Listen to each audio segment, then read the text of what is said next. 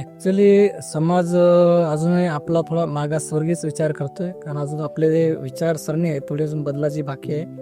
तर इन्फर्टिलिटी किंवा नपुसंकता हे मर्दानगीशी जोडले जाते आणि जो नामर्द आहे त्याला बघण्याची दृष्टिकोन समाजापासून अलग प्रकारे असतो. कदाचित ते कारण असावं की लोकांचा बघण्याचा दृष्टिकोन त्यांच्याकडे अलग असावा, परंतु वंध्यत्व आणि मर्दांगी याचा कुठेही काही संबंध नाही आहे. कारण नपुसंकता किंवा इन्फर्टिलिटीसाठी अलग कारणं आहेत.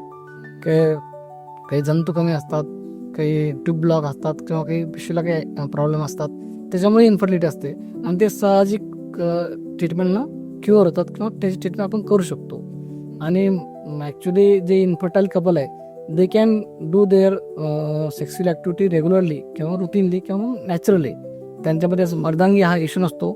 तर कृपया समाजानं हा इश्यू थोडासा टाळावा, की त्यांच्याकडे बघण्याचा दृष्टिकोन थोडा बदलावा